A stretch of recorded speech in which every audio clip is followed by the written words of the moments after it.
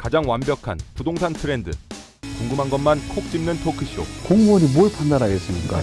정치적으로 시달리고 언론에 시달리고 이렇게 하는데 할 말 다 하는 토크쇼. 많이 올랐으면 위험도 높다는 점은 알찬 정보만 모은 토크쇼. 리얼 직격 부동산 토크쇼. 찍덕찍덕. 네, 최근에 그 세계적인 패션 브랜드죠, 자라. 네, 자라 다 아실 텐데, 여기 창업주인 이 오르테가 회장이 우리 그 서울 신사동 가로수길에 있는 그 5층짜리 건물을 매입해서 화제가 됐던 적이 있습니다. 뭐 이뿐만이 아니죠. 사실 요즘 그 한국 부동산을 쇼핑하는 이 외국 큰 손들 꽤 많습니다.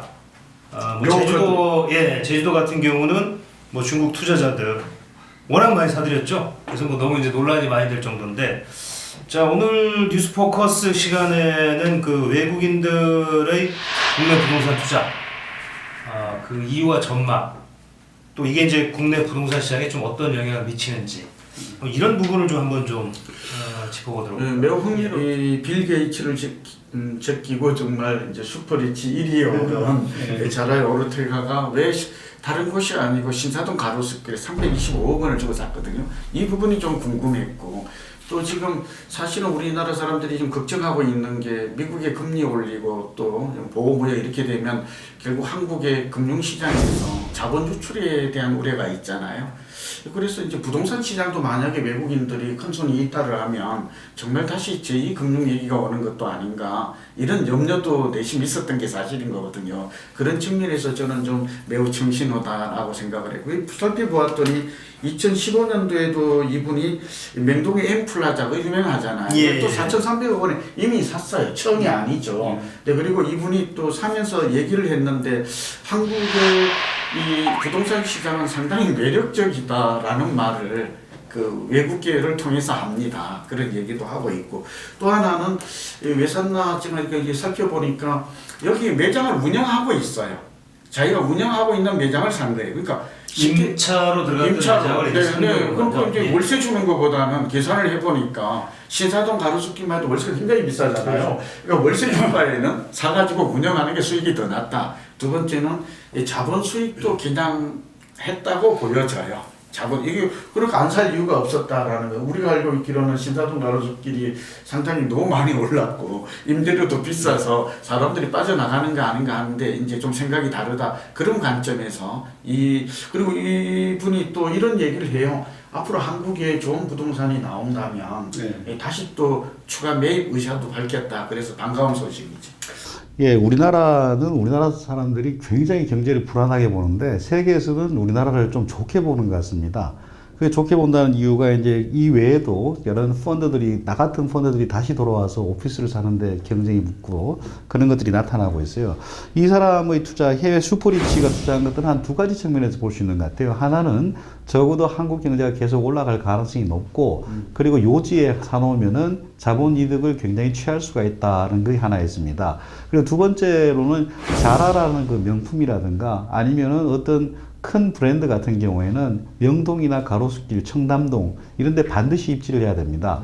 그건 뭐 수익률 때문에 입지하는 게 아니고 거기서 적자를 보더라도 그 브랜드를 알리기 위해서 입지를 하고 있습니다. 명동에 같은 경우에는 그 자체가 엄청난 적자를 봐도 기업 차원에서 할 수 없이 유지하고 그런 차원에 들어가는 거죠. 그리고 과거에 한 몇 년 전만 하더라도 재벌 3세들이 청담동에 뭐 대고 매입하는 바람에 한 5배까지 뛰었다는 걸 봤습니다. 그런 차원도 어느 정도 있지 않겠는가라고 보여집니다. 그리고 기본적으로는 우리나라 시장뿐만이 아니고 도쿄 시장 같은 경우도 리테일이라든가 이쪽 빌딩 매입이 상당히 많아졌어요. 평균 수익률이 뭐 한 4% 미만임에도 불구하고 국제적 자본들이 나름대로 수익률 걷어들이는 게 그 미만이 많습니다. 그리고 앞으로 자본 이득도 예상되기 때문에 이 지역에 큰 관심이 있다라고 보여주고, 이 사람들은 적어도 그 일본 자금, 중국 자금이나 이쪽하고 좀 차이가 있는 것들은 이 사람들은 좀 장기간 투자하는 경향이 있어요. 그렇기 때문에 좀 괜찮다라고 보여집니다. 그리고 이것들이 좀 널리 알려지면은 우리가 뭐 좀 무리한 꿈일지 모르겠지만은 런던처럼 되지 말라는 법도 없습니다.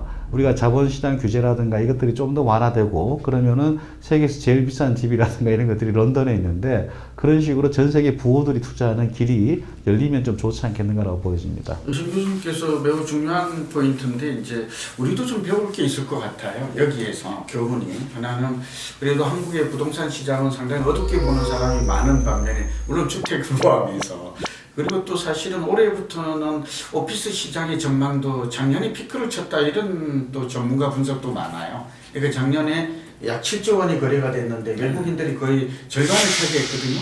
그러니까 외국인이 빠지게 되면 한국의 오피스 시장도 이제 가라앉을 수밖에 없다 이제 이런 우려감이 있는 것인데 자본 유출과 함께 그럴 가능성은 없다라고는 보여지고 외국인들이 한 절반 정도를 지금 받쳐주는 오피스 시장이 서울 지역만 놓고 보면 이렇게 좀 전개되고 있다라고 보여지고 외국인들 굉장히 실속 투자를 하시죠. 신 교수님 말씀대로 꽉 먹고 안 먹고 그러니까 여기 임대료도 챙기고 임대료도 하고 자본 수익도 챙기고 네. 자기가 실제로 운영도 하고 그들이 철저하게 그런 원칙에 충실해요. 그리고 또 좀 재미나는 것은 재미있고 흥미로운 것은 우리가 좀 알아두면 도움이 되는데 이분들이 우리나라 서울의 공실률이 10%예요. 이게 사실은 우리나라 사람들이 우리나라 오피스 투자를 지금 꺼리는 게 아까 여의도 얘기도 했잖아요. 이 광화문과 지금 우리가 지금 강남마저도 거의 10%에 가까워요. 그러다 보니까 공실에 대한 우려 때문에 수익률이 저하하는 게 아닌가 이것 때문에 지금 멈칫하는데 실제 글로벌 비교를 해본 수익률을 비교하면 도쿄가 3.3 정도 되고 수익률입니까? 임대 수익률. 임대 수익률. 그래가지고 홍콩이 3.3%, 상하이가 4.16, 베이징이 4.32. 근데 우리가 지금 약 5% 나와요. 교수님. 그러니까 외국인이 안 할 이유가 없죠. 그러니까 공실률이 늘어나고 여러 가지 있지만 글로벌 투자자 입장에서는 서울이 좋아서 투자하는 건 아니죠. 자기네들이 수익이 그만큼 높기 때문에 한다는 것. 그 다음에 이런 것들. 그리고 어떤 사람들은 아시아에서는 일본 다음으로 한국 시장을 좀 안전하게 봅니다. 그런 면에서 변동성도 좋고 지금 임대 수익도 높고 또 그리고 시간이 지났을 때 좀 불확실하지만 시세 차이, 자본 이득 나도 기대가 된다. 이런 점들은 좀 눈여겨볼 만하죠. 최근에는 또 이런 것도 있습니다. 원달러가 한 1,200원까지 갔는데 그 중장기적으로 보면 이게 한 1,050원까지 안 내려가겠느냐. 워낙 강세죠. 아마 트럼프가 됐으니까 그럴 가능성이 더 높아지기도 하고 그러면 이제 환차익도 노릴 수 있다. 그래서 외국인들은 굉장히 좋아한다는 게 하나가 있고 하나 주의해야 될 거는 이런 사람들이 와서 투자를 하면은 건물값이 천정부지로 올라가고 임대료도 굉장히 올라가게 됩니다. 그럼 이런 건물들에 이제 세도로 사는 사람들, 영세상인이라든가 뭐 중소기업이라든가 이런 기업들을 어떻게 좀 보호를 해줘야 되는데 그런 보호 장치가 좀 같이 마련되면서 가면 좋지 않겠는가라는 생각이 듭니다. 그리고 또 하나는 이 사람들이 이제 부동산 투자를 하고 나서 단순하게 부동산을 사는 게 아니고 정말 요지에 좋은 거다. 그러면은 약간의 그 사람 운용 계획 같은 것들도 좀 평가를 해서 정말 중요한 땅이라고 해서 고용을 어디만큼 일으켜 주는가 그런 것들에 따라 가지고 뭐 좀 조정을 할 필요도 있지 않은가. 우리가 이제 부동산 사고 파는 데는 너무 자유롭기 때문에 좋은 점도 있지만은 거기에 따라서 이제 피해를 보는 사람들도 나오기 때문에 그분들도 보호하는 정책이 같이 가야 된다라고 보여집니다. 예, 맞습니다. 그 외국인들이 들어오게 되면 밸류 애드라고 해서 이 가치를 부여한다, 이제 높인다, 이런 더한다 이런 뜻이겠죠. 이 GS 건설 빌딩도 그렇고, 그리고 대우 빌딩, 서울역 앞에 있는 이런 것도 외국인이 사가지고 소위 이제 임차인을 다 바꿔요. 예. 그래가지고 공실도 낮추고 임차인의 변경을 통해서 결국은 임대료를 높여요. 그게 바로 이 외국인 투자자들이 시간이 지나서 이제 5년이나 지나서 엑시트할 때 차익을 남기는 하나의 그 이유가 되는 것이죠. 그렇게 보면 결국 지금 김 교수님 말씀대로 임차인들은 오히려 임대료가 올라가고 투자자는 배를 불리고 또 배를 불리는 그 주된 요인이 아까 말씀드린 공실률을 낮춘다니까.